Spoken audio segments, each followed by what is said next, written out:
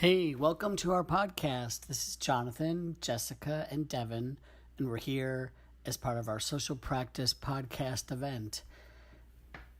Today we're going to be talking about different questions that interest each of us, and I'm going to go first. So my question for the group was, if you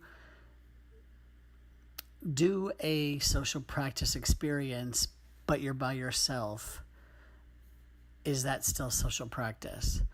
And I did a bunch of research online, and I found a lot of information about definitions for social practice and social practice artists and social practice programs and degrees and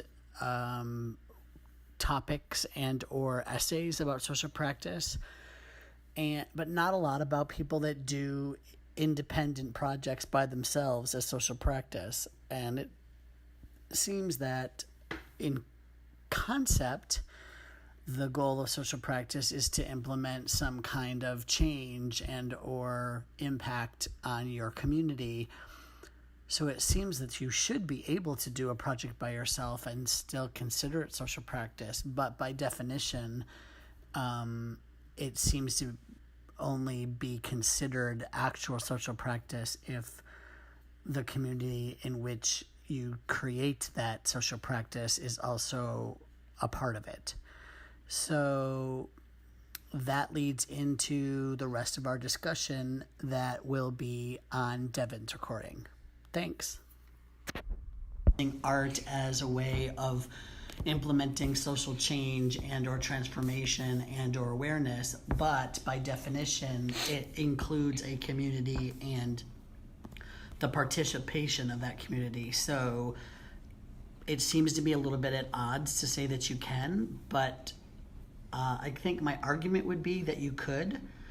And I think that my own personal observation about that is that maybe the people that do social practice as a solo independent act are probably doing it more in the nature of paying it forward, and maybe they're not planning it out or thinking about what the change or implementation of awareness will be, but they just want to do something for their community, and therefore they don't catalog it or name it or plan it or talk about it. And so maybe it just boils down to that social practice as a solo event is just volunteering, and maybe that's okay.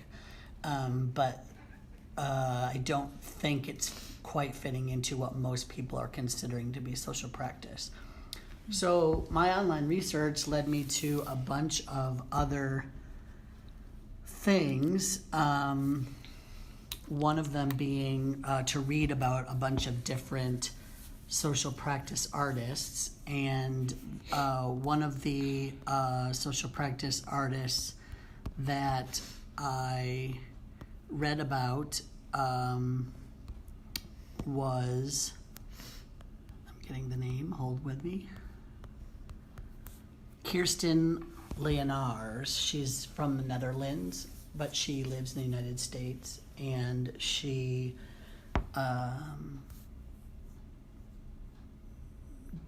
does this combination of studio work that leads to videos, that leads to an edited piece of art at the end. But some of the things are in the context of museums on purpose. And so some of the different ones that I watched videos of hers were the following. One was called Rehousing the American Dream, and it was interviewing and filming sort of physical participation of 13-year-olds on the streets of Milwaukee. And she gave them a bunch of silver waterproof insulated homeless bags, I guess, that they hand out to people, and they did a bunch of activities that they sort of created with those bags, including they made one big bag and they poked holes in it for their heads, and they walked like one big giant cell down the street. But they were all kids of different nationalities and races and backgrounds, without words. And then there was another where they made like little outfits for themselves, and they were all humming sort of notes and or songs, but not in an organized way. And then there was a capture the flag game where they made banners and they played like a capture the flag football kind of thing where they chased the people with the banners. And they also marched with flags that they made out of them on the street, like almost like a color guard kind of thing where they waved them and twirled them and whatever. And interspersed in between that were her filming them staring at the camera, just their faces without any words. And in some cases the kids like held a hot gaze the whole times, and in other cases they looked away because they were nervous. Some of them laughed, some of them did not laugh. It was interesting.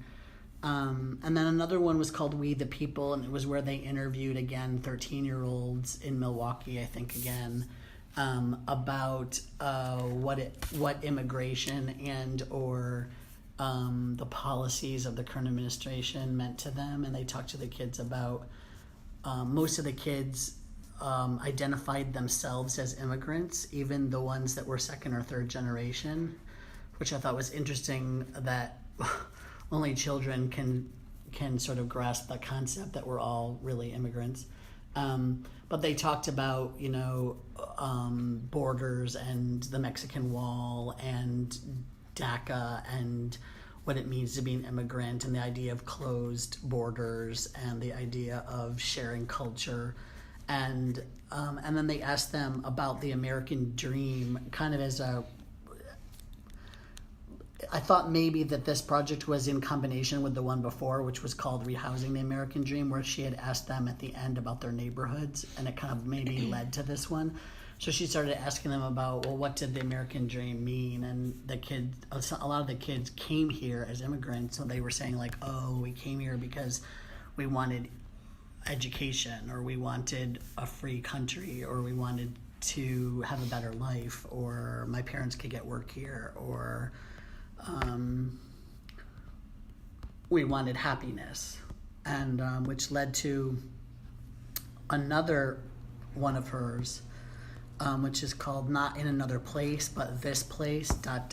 happiness, which was talking about what happiness was to different people. And she ended up going into a community and working with a politician about interviewing people about what the difference between sort of like neighborhood contentment and actual happiness was. And the politician said at the end, oh, he always thought they were the same thing, and not until he heard the people in his community talking did he really understand that for them they're two completely different ideas. Like, they can be relatively community fulfilled, but that doesn't necessarily mean that they're happy, and vice versa. They can be happy, but that doesn't mean that their community be fulfilled by their community. So just to go back to your original question, I'm wondering, like, the examples that you just gave seem not solo. Like, she's involving lots of people in those 3 projects, and they sound great. I was wondering about, like, so the question was, like, can you have a social practice project that's a solo, and who does it touch? Can you do it through anonymity? Does it need to be recorded some way so that there's proof of it, or like, can you distribute your experience, and is it still solo if you distribute your experience, or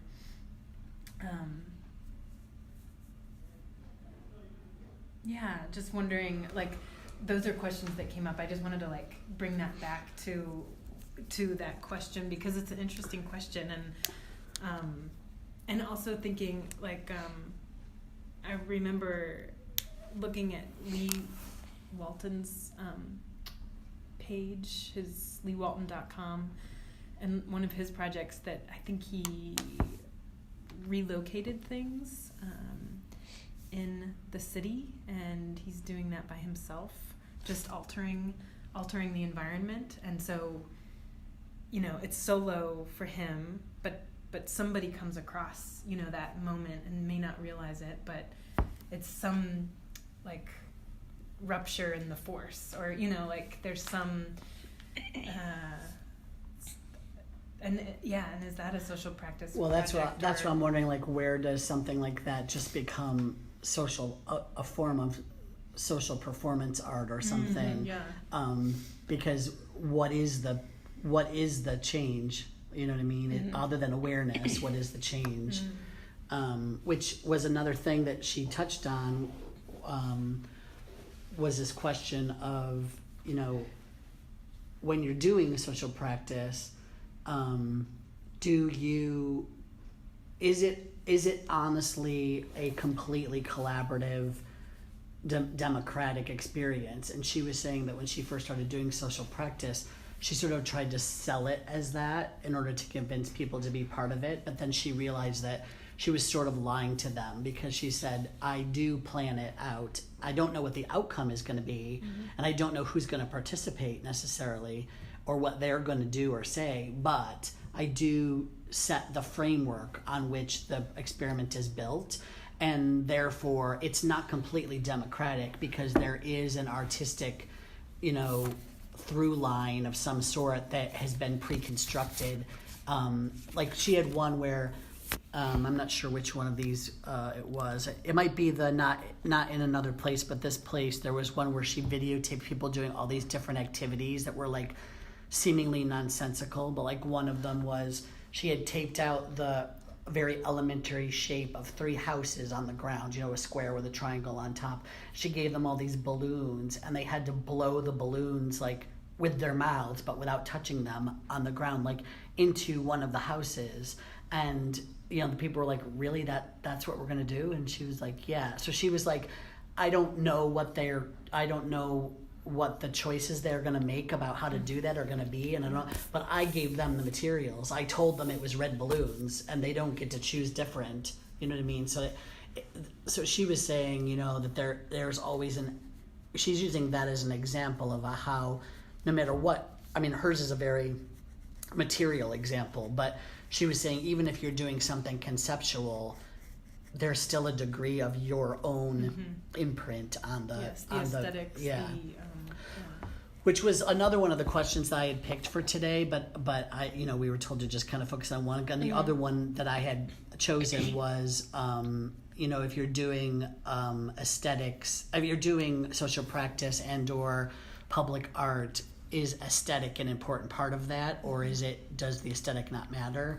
And I very quickly realized when I was researching both of my questions that almost every explanation of social practice involved aesthetic in the description. So I was like, well, that sort of is there's really nothing to research there, because they're basically assuming that social practice, that it's art, and therefore it by nature has an aesthetic. You know, not saying what that aesthetic is, but it has one. Also, like wondering, like when you talked about this idea of solo, and like that in social practice you're kind of figuring out what's the need and like who's your audience, and so like could it be that like total self-care, like total like this is my need, I'm gonna figure out a project, a practice that's just for me, that I'm the audience, and let that be that solo to maybe influence other projects, or to kind of to prepare yourself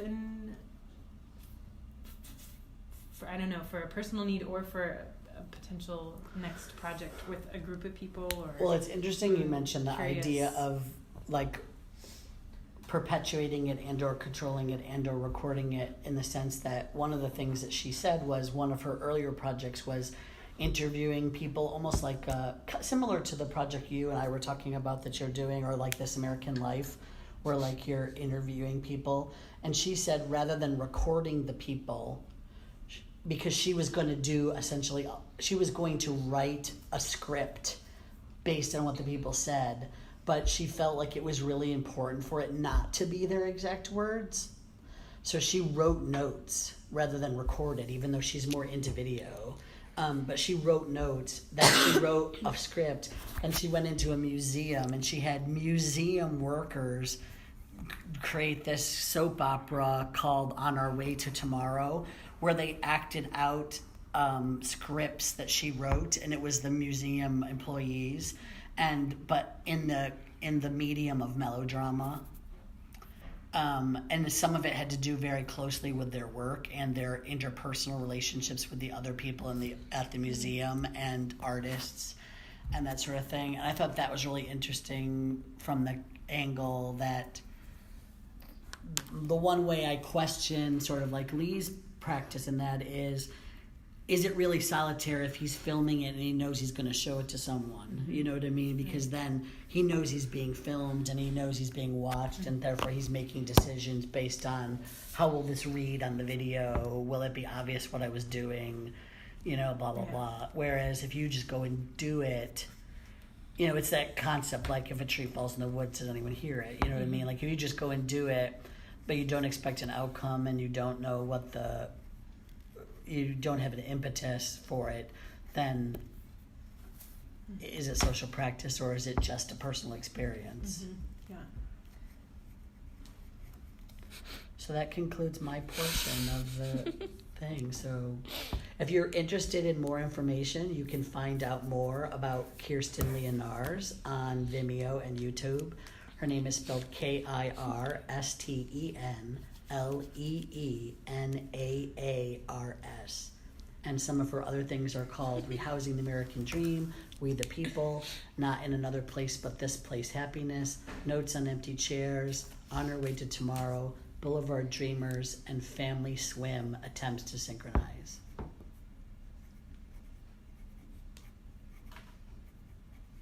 Okay.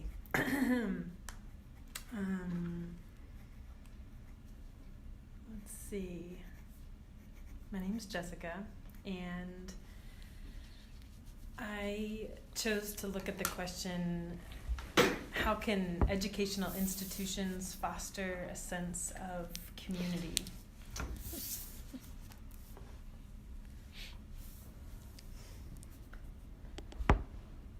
Keep stopping.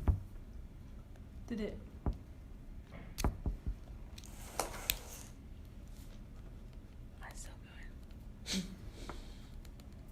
I don't know. But it's not staying. Is yours staying?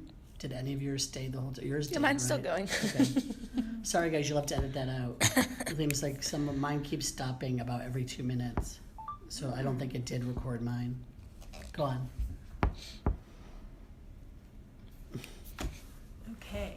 Okay, Devin has been recording, which is amazing. I haven't been recording. You have? No. Oh. But, Don't mess yours up. okay, great. Who knows? So again, how can educational institutions foster a sense of community? And I was thinking about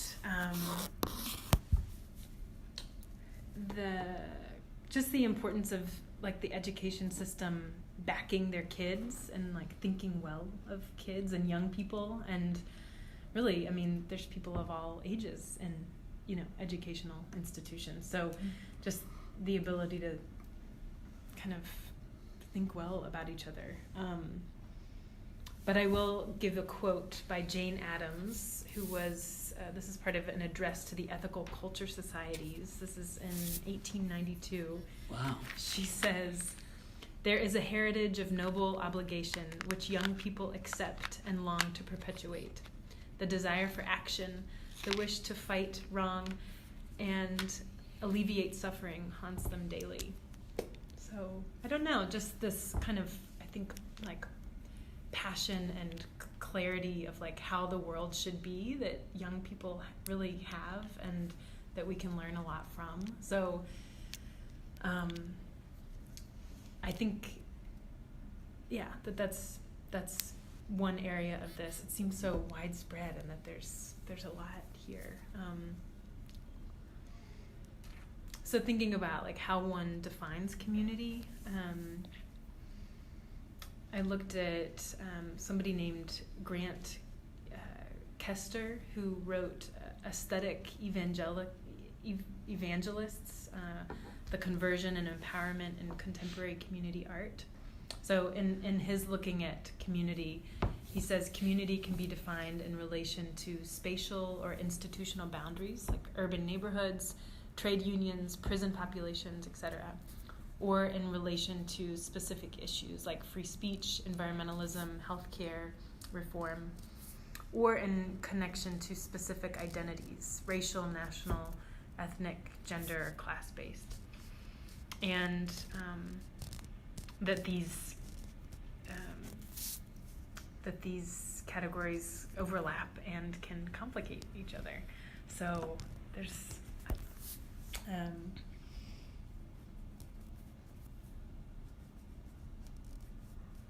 I feel like nowadays there's such a interesting crossover of activism and art, and that the line is so blurred that really young people, I'm talking about like teenagers that are dealing with these like shootings in their schools and that kind of thing, that they don't even sense a division between the two. Like they just see that as like self-expression and activism are one thing, whereas I'm not sure. I mean, I'm sure there have been other groups or generations that feel that way, but I know from my generation I never felt that way. I felt like you could be an activist without being an artist, and you could be an artist without being an activist, and that the line wasn't that blurred. But I feel like now they kind of feel like expression of any, they're very aware that expression of anything is an art form, which I'm not sure that there's been I don't feel like there's been a lot of cultures or generations before the current one that sort of grasp that so well. Like when you see the kids marching, when you see the kids marching or going on CNN and all these things, and they're like, we're not gonna be dismissed, or we're not gonna be silenced, or we're not gonna stop fighting, and in 3 years we're gonna vote, and that they're using videos or the whole Instagram thing, or they're using all kind of it, visual. And I think they're being audio. incredibly underestimated, because just like people underestimate the president with this Twitter nonsense, I think they're underestimating what these kids are going to be able to put into action in 2 years when they can vote.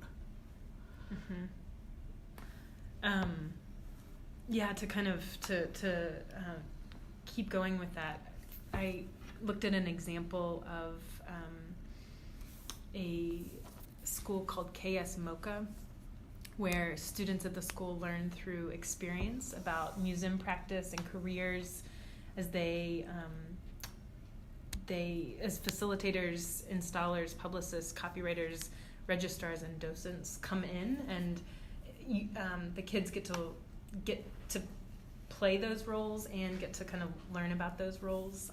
So the museum is the school, and the school is the museum. They have international artists come and teach classes.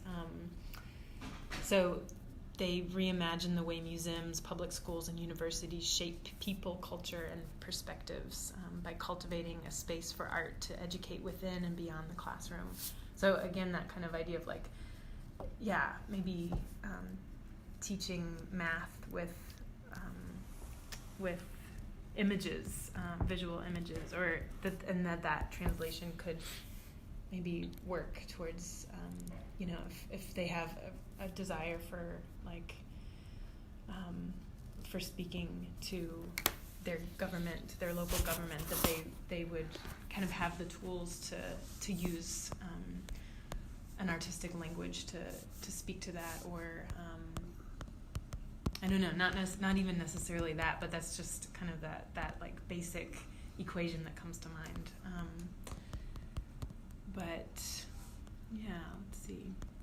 I mean, it would be kind of one of the things, I mean, not to hijack any part of your portion of the podcast, but one of the things that this artist that I had researched talked about was how different social practice, she had to learn different social practice when she came to the United States versus the Netherlands, because in the Netherlands, the government and or any given organization will be like, you want to do a project? Okay, we'll give you money. Go ahead, do that project. Whereas here, you have to find a community. Like you don't have to find a community. You just have to find someone to fund it, and it's really easy. Where she's like, here, in order to get someone to fund it, you have to it's the other way around. You have to find the community first, and you have to get the community interested in it. And she's like, in a certain way, it's almost more alive. She was saying, like it's harder, but it's more alive. Which I know in the context of our course, we've been questioning, this idea of can you truly implement social change in a community that you're not aware of? And I guess in a way that leads into that a little bit in the context of, if these communities are teaching these kids that visual art or music or different forms of communication are instrumental in their 360 learning, Yeah. you know what I mean? That makes them more powerful in whatever they do. Like Well said. the idea that art is not just for artists, or that the vehicle of art is not just for artists. Yeah, well said. Yeah.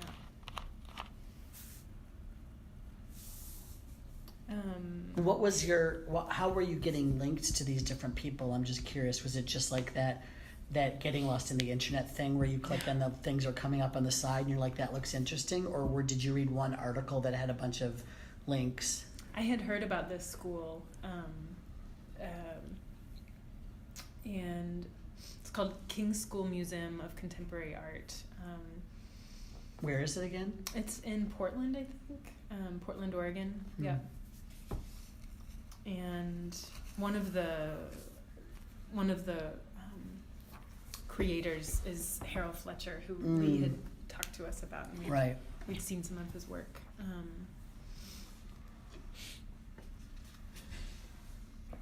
So, where, there's an already embedded integration of the arts, and what the possibilities of what art could be is way expanded and incorporated into their daily life. So like community from the outside, these international artists or local artists are already embedded into their community, and a relationship forms. So thinking about community in that way. And it's so funny because we've listened to, over the course of this course, we've listened to Ashley talk about how unembedded the arts are in the communities in which she works. So it's interesting that you can find, a school that has it completely embraced it, and then you would think that would become a movement or something, that more people would recognize it. I think because I have just been in the arts in every way, I am less aware that there are schools that don't encourage kids to learn about the arts, because I don't know, I guess I just insert myself in everything artistic because that's who I am. But I think that in that way, I mean, I hate to make it about race, but in that way, maybe that's just another example of either bourgeois or white privilege in a way that I never really thought about. Yeah. I mean, not that I didn't have people of other races at my school, I did, but we were all pretty much middle class. We didn't really evaluate we didn't have access to the way now people are like, well, I mean, I worked on this program when I first left my first graduate experience. I went and worked at a program in Mississippi, and it was all for kids of all different art forms that were handpicked from across the state all year long, and then they went to this month-long summer camp at Delta State University, and it was because none of those kids' schools had arts programs. Yeah. None of them. And this woman left a crapload ton of money basically to run. she's passed now, but Yeah. like they run this camp for other kids in Mississippi, and I remember the whole time thinking, how amazing that a kid could have this much excitement about the arts when he or she doesn't have access to it on a daily basis. Because like you said, I just take it for granted. Yeah. Like it is just part of my learning experience. It wouldn't occur to me not to do a poster for my English project Right. because I'm an art person, you know what I mean? Or Yeah, that's also kind of like a large argument, not to get too off topic, but in like classical music and how it's kind of like, what's the word? You have to, like, the people who are more trained in classical music is because their parents had the money to pay for the lessons and to pay for camps that they could go to and stuff, and so it's definitely a privileged thing. But and it's funny, like, you know, here we are like talking about the arts and you know, partly because of the school that I brought up, but like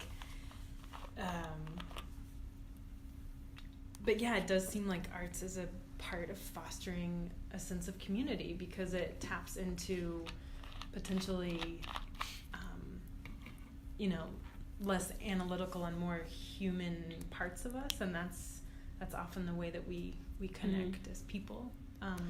And so, you know, there's something about like about that. So yeah, thought about okay, the question again, how could educational institutions foster a sense of community? And thought of workshops and events geared towards parents, like parent support. Thought about like gameplay between faculty, students, and parents. Thought about the way that people could have check-ins and kind of storytelling integrated into daily routines so that there's an understanding of where we're at and where we've come from and the progress that we've made and kind of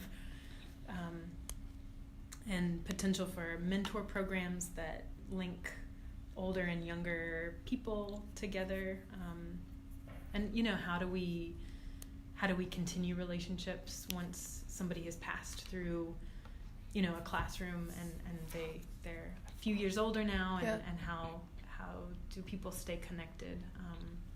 Those are all like big questions. How to kind of integrate deep listening into, I think that's a huge part of fostering community. You know, which is deep listening is a way to find out what people actually need. And asking those questions like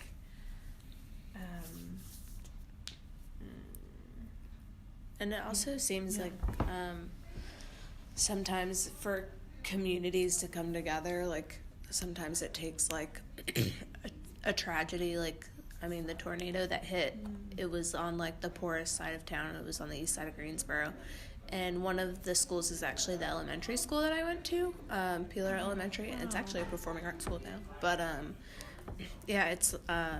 it's on the poorer side of town, and Joy Mongers is actually having like a benefit concert tonight for all the schools, and there's one tomorrow. So it's good that the community outreach is happening, but also like you were saying, like they need to have like workshops and stuff like throughout the year, not just because their roof got torn off by a tornado. Good example of people coming together outside of just the Mm-hmm. school system, right? And the need is seen, and then great creative possibilities come out of that.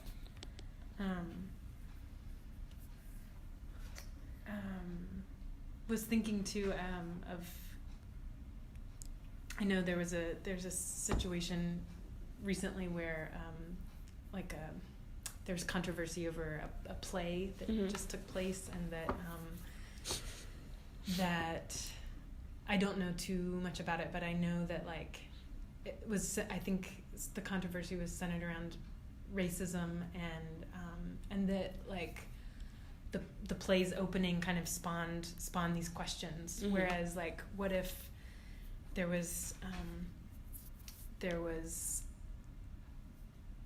that community building and kind of like figuring out some of those things at the start of the at the start of the show, at the start of the production, could have geared people up to be able to talk about and to kind of to make choices about the play. Right. So yeah, just kind of like some I don't know, some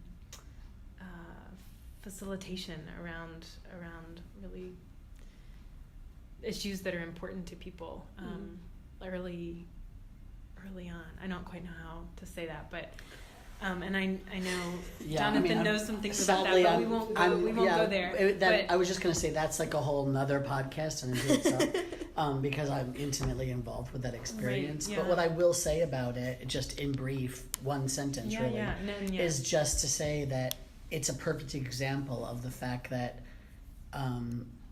what did we say the day we went to the food IRC. Shelter, where afterwards Lee was given an example of that. What was the quote? Art doesn't feed people.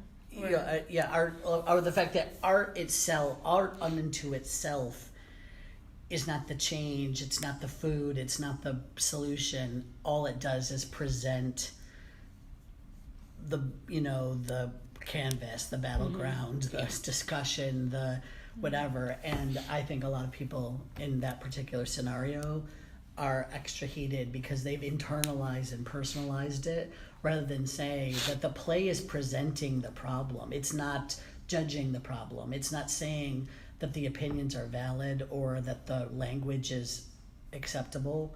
It's just saying it exists. And what are you going to do about it? And I'm saying that, like, prior to the play coming out, that those things could have been anticipated, and like, or well, except that I feel, again, it's hard, but I feel like the creative team did do that. But the problem is we can't necessarily include. It's a good example of how you can't necessarily include all of your audience and educate them as to what your intent was. All they can do is react to what they see. Gotcha. You know what I mean? But yeah, and I guess I'm saying, like, yeah, maybe greater support for the theater community, so that they can kind of I don't know. For some reason, that example just came up. Somebody told me a little bit about it, so I don't know as much as I No, that's fair. And the thing but that it leads into is the commonality of both of our questions, which is about how does the aesthetic then become part of the human experience. And I think ultimately the reason you can't separate aesthetic from anything, even social practice or theater or fine art or music or whatever, is because aesthetic by nature is a byproduct of the human experience. You know what I mean? It's like we collectively create or evaluate on an aesthetic basis. We might not all have the same one, but you know what I mean? So like you can't really separate yourself from it.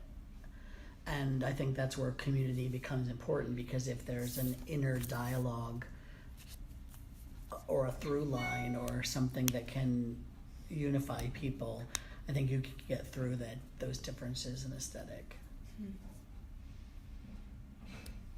Maybe not be threatened by them or offended by them, or be offended by them, but say I'm offended by them in a rational, productive way, as opposed to,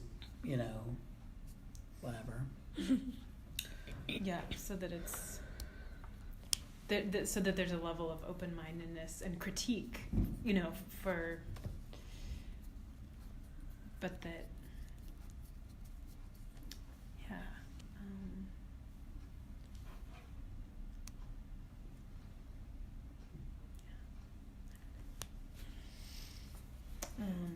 So there's more that did not talk about in looking at these things, but I looked at kind of what students, like a portion of students thought how schools should be run, which was interesting. Kind of suggestions from students, and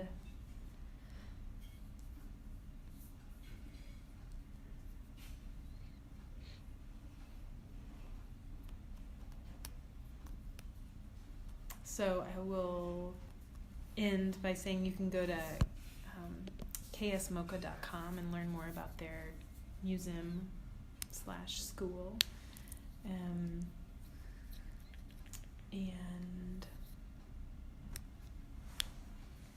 yeah, thanks. All right. So I'm Devin, and my question is, what is leisure?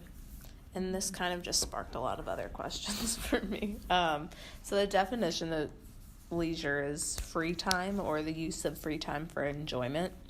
And I don't know why I always have to like rock the boat and add more questions. Because in a lot of the definitions that I read, it was like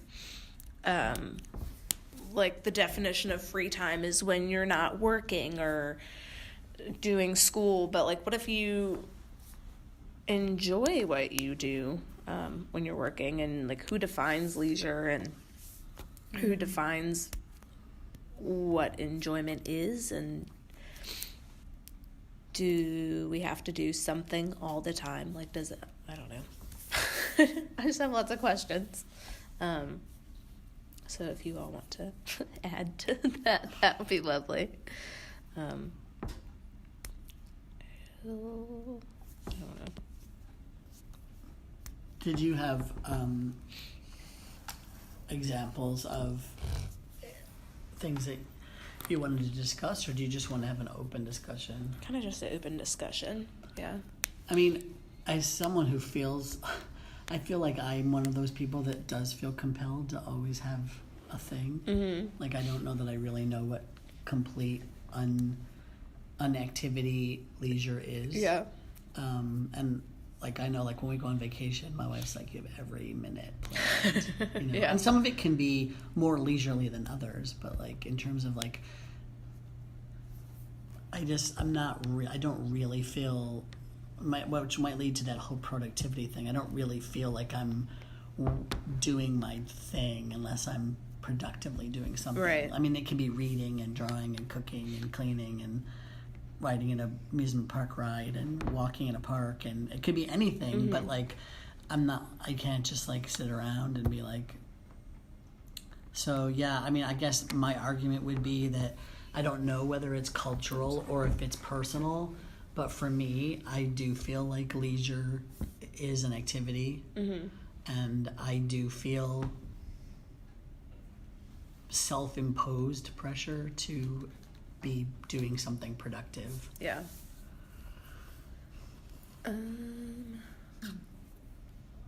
I also thought one of my questions was like, do you perfect leisure? So like I like to crochet, and so sometimes I don't enjoy it. Like if I'm not doing it right, or if I mess up, I get like mad because I'm like, I'm not doing it right, and then like, is that still leisurely? Is that, yeah, I don't know. My discussion's not great, sorry. There's no judgment. So that's, to me, that's where it would come into play. Like, is leisure and hobby the same thing? Yeah. You know, because I could see how a hobby could not be leisurely, like in the way that you're describing. Like, if you start evaluating your success at it, then you're like, oh, it's no longer relaxing. It's actually stressing me out because I'm not doing it right. It could be, so there's synonyms of leisure. Yeah. Are spare time, time off, recreation, relaxation, inactivity, pleasure. And somehow it strikes me that, like, what if leisure was like a break from the judgment of our thinking or something? Yeah. You know, like the enjoyment of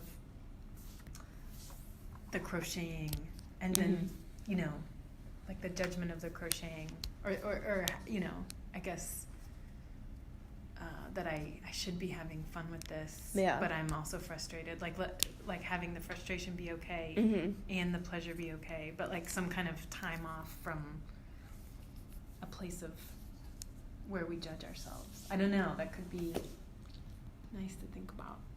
Yeah, I mean, I found that, trying to, rather than force myself into leisure activities, people are like, you should try hiking. And I'm like, yeah, I don't enjoy that. I mean, I tried it, but I'm like, no, that's not leisurely to me. I don't care what you want to call it. It's not because it's exercise. It's not that. It's just not leisurely to me. So but I have been able to try to find new ways to do artistic things that I can separate enough from what I do for my artistic living that they are enjoyable. Like I've started, last semester I was taking a costume class where we had to draw 2 accessories every week. And she was like, you can only spend a half hour on it. Like, that's it. Wherever you are at a half hour, you stop.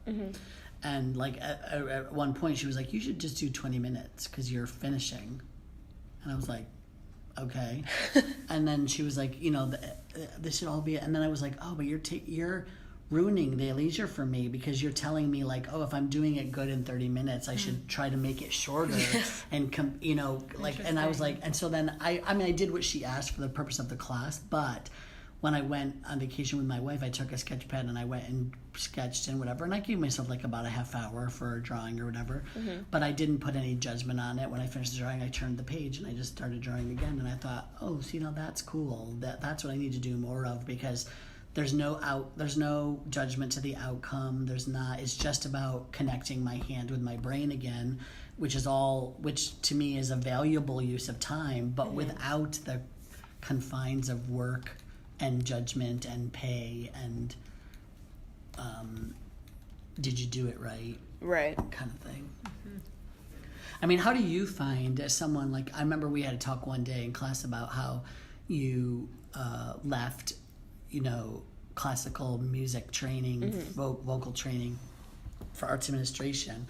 So now having done that, do you find that you can go back to singing as an enjoyment without that pressure that you felt when you were doing it as a major? Or is it still too close to it that you haven't been able to find like it as a true artistic leisurely release? You still feel that whatever that thing is, that pang you get when you're trying to perfect an art form or something. I still try to perfect it. I think that's just me though. Like if I'm like playing the guitar or if I'm singing, if I'm just like singing in the car, it doesn't matter if my voice cracks or if I get the note wrong. But if I'm playing guitar in my free time or my leisure time, I get irritated if I'm like not doing it right. So maybe that's just me.